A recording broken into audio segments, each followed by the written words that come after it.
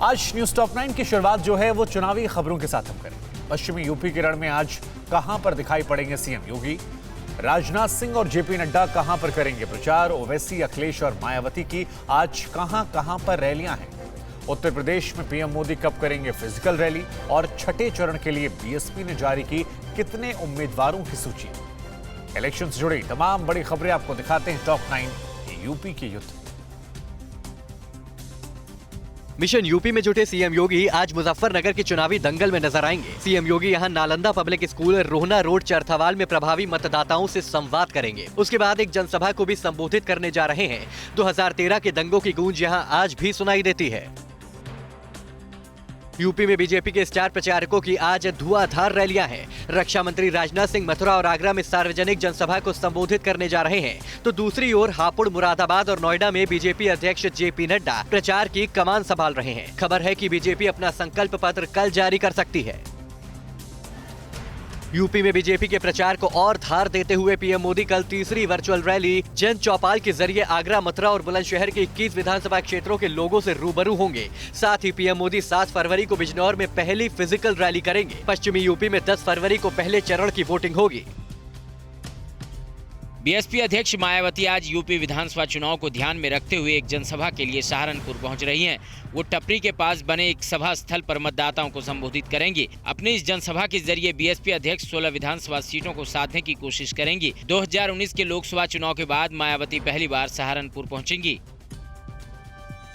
UP में 403 seat पर अकेले विधानसभा चुनाव लड़ने की मुहिम में जुटी मायावती ने छठे चरण के लिए उम्मीदवारों का नाम फाइनल कर दिया है। छठे चरण के लिए बीएसपी ने 54 उम्मीदवारों की सूची जारी की है।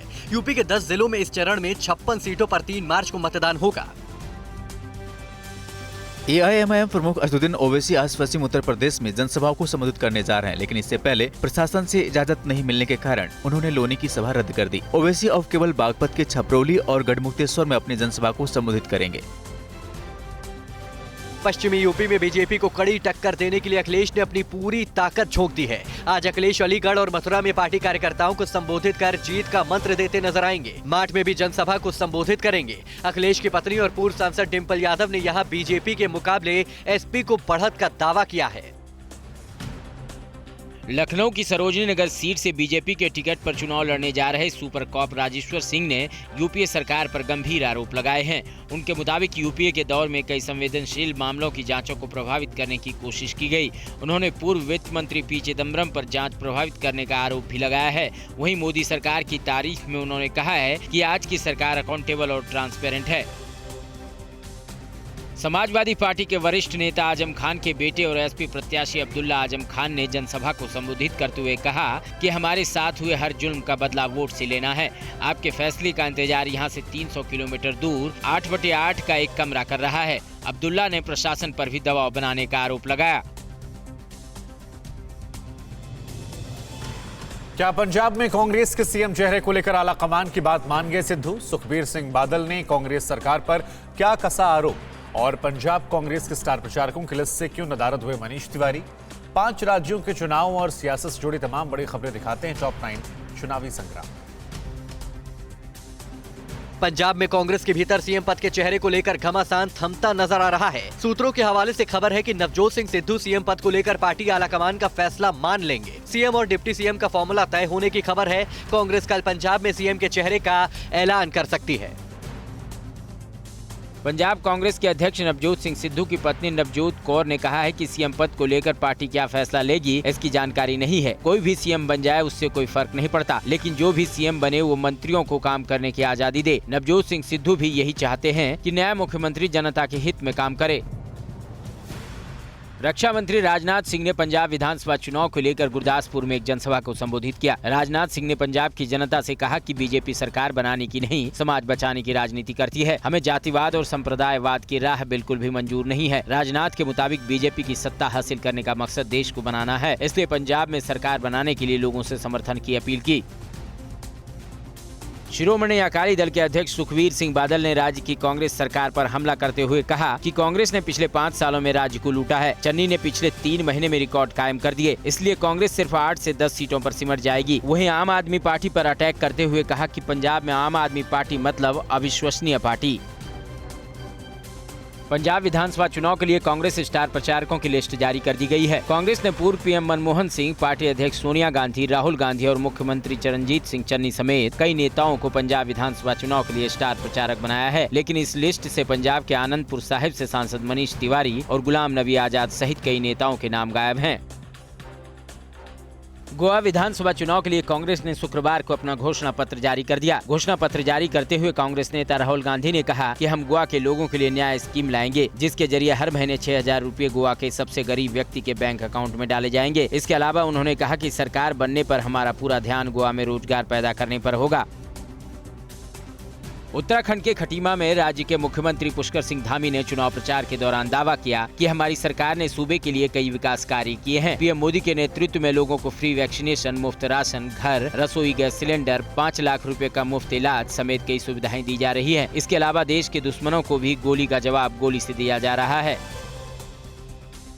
उत्तराखंड में विधानसभा चुनाव के लिए होने वाले मतदान के लिए चुनाव आयोग ने खास तैयारी की है। बर्फबारी के बीच मतदान को समय से कराने के लिए विशेष योजना बनाई गई है। पोलिंग पार्टियों को पहुंचाने के लिए जेसीबी, कटर, पीडब्ल्यूडी की टीम, एसडीआरएफ की टीम तैनात रहेगी। इसके अलावा एयर एम्बुलेंस को भी आपात स्थिति के लिए तैयार रखा गया है।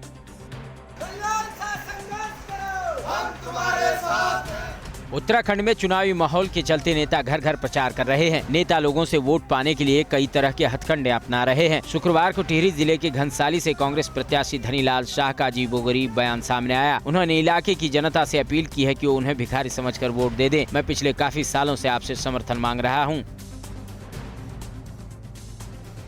आज स्टैच्यू ऑफ इक्वेलिटी का अनावरण करेंगे प्रधानमंत्री नरेंद्र मोदी। समता का विचार बढ़ाने के लिए 108 मंदिर और 1035 कुंड तैयार। और स्टैच्यू ऑफ इक्वेलिटी के अनावरण के मौके पर देशव्यापी उत्साह। पंचधातु से बनी स्टैच्यू ऑफ इक्वेलिटी के अनावरण पर देखिए टॉप 9 समता के स्वागत।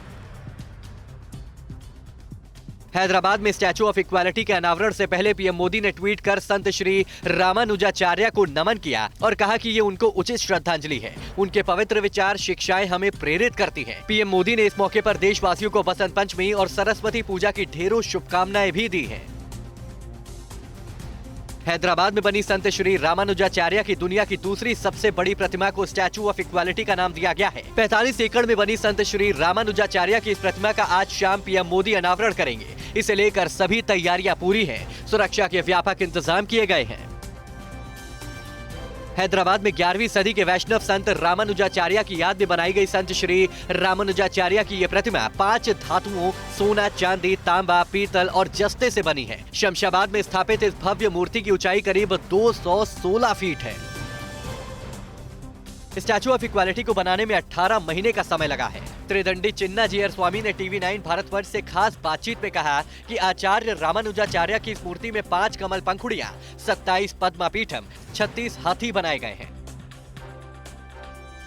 टीवी9 भारतवर्ष से खास बातचीत में त्रिदंडी चिन्ना जीआर स्वामी ने बताया कि स्टैच्यू ऑफ इक्वालिटी के साथ शमशाबाद में 108 मंदिर भी बनाए गए हैं। इस मंदिर के प्रांगण में 1035 कुंड भी बनाए गए हैं, जिसमें करीब 2 लाख किलो गाय के घी से हवन का कार्यक्रम है। संत श्री रामानुजाचार्य की 1000वीं जयंती के मौके पर हैदराबाद के शमशाबाद में 2 फरवरी से ही महायज्ञ चल रहा है, जो 14 फरवरी तक चलेगा। संत श्री रामानुजाचार्य ने आस्था, जाति और पंथ सहित जीवन के सभी पहलुओं में समानता के विचार को बढ़ावा दिया है। हैदराबाद में संत श्री रामानुजाचार्य की प्रतिमा के अनावरण पर देश भर में उत्साह का माहौल है। हरिद्वार और वाराणसी में संतों ने कहा कि इससे दुनिया का भारत के गौरवशाली इतिहास से परिचय होगा। हैदराबाद में स्टैच्यू ऑफ इक्वालिटी के अनावरण को लेकर अयोध्या में भी उत्साह का माहौल है। हैदराबाद के कार्यक्रम में शामिल हो रहे महंत दंत धवन कुंड ने इसे लेकर खुशी जताई है। यूपी के अयोध्या, हरिद्वार और वाराणसी की तरह ही एमपी के उज्जैन में भी संतों ने संत श्री रामानुजाचार्य के सम्मान में बने स्टैच्यू ऑफ इक्वालिटी को लेकर खुशी जताई। संतों ने कहा कि देश में ऐसे महापुरुषों का ऐसा ही सम्मान होना चाहिए। कहां पर महसूस किए गए भूकंप के झटके? श्रीनगर में कितने आतंकवादी ढेर हुए? कहां पर छेड़खानी के आरोपी को मिली तालिबानी सजा? बर्फबारी के चलते दिल्ली एनसीआर में ठंड का प्रकोप कैसे जारी है? और क्या वर्ल्ड कप के फाइनल मुकाबले में भारत आज बाजी मारेगा? राष्ट्र और राज्यों की तमाम बड़ी खबरें आपको दिखाते हैं टॉप 9 देश विदेश में। दिल्ली समेत पूरे उत्तर भारत में आज भूकंप के तेज झटके महसूस किए गए। भूकंप की तीव्रता रिक्टर स्केल पर 5.9 मापी गई है। फिलहाल जान माल के नुकसान की कोई खबर नहीं है, लेकिन भूकंप के झटकों से लोगों में दहशत जरूर फैल गई और लोग फौरन घरों से निकलकर सड़कों पर आ गए। श्रीनगर के जाकरा में सुरक्षा बलों ने 2 आतंकियों को ढेर कर दिया। मारे गए आतंकियों में हेड कांस्टेबल अली मोहम्मद की हत्या में शामिल आतंकी इखलाक हाजम भी शामिल है। दोनों आतंकी टीआरएफ से जुड़े थे। मध्य प्रदेश के गुना में लड़की के साथ छिड़खानी के आरोपी को परिवार के लोगों ने हाथ पैर बांधकर सड़क पर घसीटा और लाठी डंडों से जमकर पिटाई की। युवक की पिटाई का वीडियो सोशल मीडिया पर जमकर वायरल है। पुलिस मामले की जांच कर रही है। देश में कोरोना की रफ्तार हर बढ़ते दिन के साथ कम हो रही है। पिछले 24 घंटे में 1,27,952 लोगों में कोरोना की पुष्टि हुई है, तो वहीं इस दौरान 1,059 लोगों की मौत भी हो गई। एक्टिव केस की संख्या अब 13,31,648 है। पहाड़ों पर हो रही बर्फबारी का असर दिल्ली एनसीआर में भी नजर आ रहा है। राजधानी में ठंड के साथ साथ कोहरा भी बढ़ गया है, जिसकी वजह से गाड़ियों की रफ्तार धीमी हो गई है। सुबह दिल्ली के कई इलाकों में विजिबिलिटी बेहद कम रही।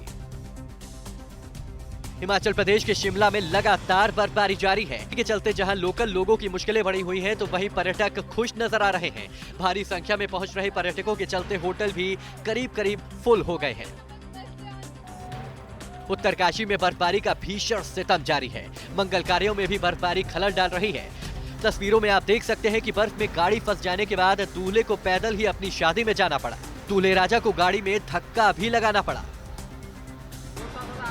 मुंबई के साकीनाका एरिया में स्थित एक फैक्ट्री में बीती रात अचानक आग लग गई। आग की सूचना मिलने पर फायर ब्रिगेड की 4 गाड़ियां मौके पर पहुंची और फायर फाइटर्स ने कड़ी मशक्कत के बाद आग पर काबू पा लिया।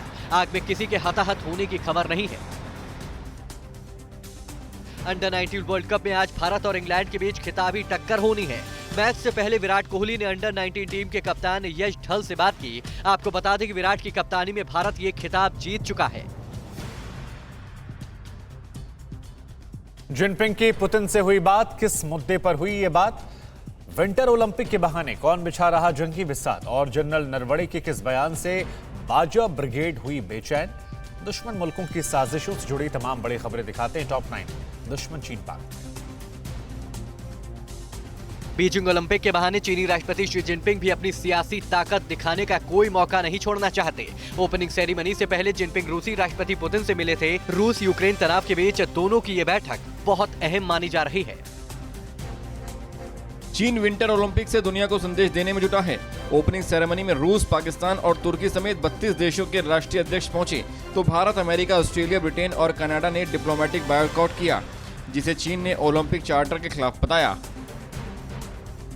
बीजिंग विंटर ओलंपिक में गलवान झड़प में घायल हुए जवान को मशाल वाहक बनाए जाने का अमेरिका ने चीन की चालबाजी करार दिया है। नेड प्राइस ने कहा है कि अमेरिका चीन के विस्तारवादी सोच के खिलाफ अपने दोस्तों के साथ खड़ा है। अमेरिका भारत चीन सीमा विवाद का शांतिपूर्ण समाधान चाहता है। भारत के सेना प्रमुख जनरल नरवणे के सीजफायर पर दिए गए बयान से पाकिस्तान तिलमिला गया है। एलओसी पर भारत की मजबूत स्थिति को भ्रामक बताते हुए पाक सेना ने कहा है कि सीजफायर इसलिए बरकरार है क्योंकि पाकिस्तानी तोपें पिछले साल फरवरी से शांत हैं। बलूचिस्तान में विद्रोही गुट पाकिस्तानी सेना के लिए गंभीर चुनौती बन चुकी हैं। International forum for rights and security की रिपोर्ट्स के मुताबिक यूबी और बीआरए के विलय से बलूचिस्तान नेशनलिस्ट आर्मी इतनी मजबूत हो चुकी है कि उन्हें उखाड़ना अब नामुमकिन हो गया है। बलूचिस्तान में विद्रोहियों के नए नेतृत्व ने इमरान सरकार को हिलाकर रख दिया है। पाक आर्मी के खिलाफ बीएलए के ताज़ा हमलों को देखते हुए पाकिस्तान की खुफिया और सुरक्षा एजेंसियों को अलर्ट पर रखा गया है। बीएलए को कुचलने के लिए पाकिस्तान ने चीन से भी मदद मांगी है। बलूचिस्तान में जब पाकिस्तानी सैनिक मारे जा रहे थे, राष्ट्रपति अलवी वर्ले खेल रहे थे। इस बात का खुलासा खुद उनके ट्वीट से हुआ। बलूच हमले में 150 सैनिकों के मारे जाने की खबरों के बीच पाक राष्ट्रपति की इस हरकत की खूब किरकिरी हो रही है। बलूच विद्रोहियों के हमले से पाकिस्तान अभी उबर ही भी नहीं पाया है कि आज सुप्रीम कोर्ट की कराची रजिस्ट्री में बम की खबर से हड़कंप मच गया। पुलिस को फोन करने वाले ने इमरान को बम से उड़ाने की धमकी दी थी। आनन फानन में बिल्डिंग खाली कराई गई, लेकिन कोई बम नहीं मिला। अंतर्राष्ट्रीय मुद्रा कोष ने पाकिस्तान की खस्ताहाल अर्थव्यवस्था को लेकर फिर चेतावनी दी है। IMF के मुताबिक पर्सनल इनकम टैक्स के स्लैब दरों को बढ़ाए बगैर अर्थव्यवस्था में सुधार नामुमकिन है। IMF ने महंगाई दर 9.4% रहने का अनुमान जताया है। सऊदी गठबंधन सेना की हूती विद्रोहियों से ठनी आईएस आतंकी की मौत से खुलासे से कौन हैरान है? रूसी सेना ने कहां पर किया सैन्य अभ्यास और किसने कहा रूस बेलारूस से यूक्रेन पर हमला करने में सक्षम है? वैश्विक तनाव से जुड़ी तमाम बड़ी खबरें दिखाते हैं टॉप 9 वॉर जोन विशेष। मध्य पूर्व एशिया में हालात युद्ध जैसे हो गए हैं। ईरान के समर्थन वाले यमन के हूती विद्रोहियों और सऊदी गठबंधन सेना में ठन गई है। यूएई में हूती हमले के जवाब में गठबंधन सेना का एयर स्ट्राइक जारी है। गठबंधन सेना ने सना समेत कई प्रांतों में हूतियों के ठिकानों को तबाह करने का दावा किया है। सीरिया में अमेरिकी विशेष बलों की कार्रवाई में मारे गए आईएस आतंकी अबू इब्राहिम अल हाशिमी अल कुरैशी की मौत के बाद हुए खुलासे से उसके मकान मालिक हैरान हैं। वो उसे एक विस्थापित कार डीलर के रूप में जानते थे। कुरैशी ने अमेरिकी कार्रवाई से बचने के लिए इदबिल प्रांत में अपने घर में खुद को और अपने परिवार को बम विस्फोट कर खत्म कर लिया था। परवाह देश की, सोमवार से शुक्रवार रात 10 बजे TV9 भारतवर्ष पर।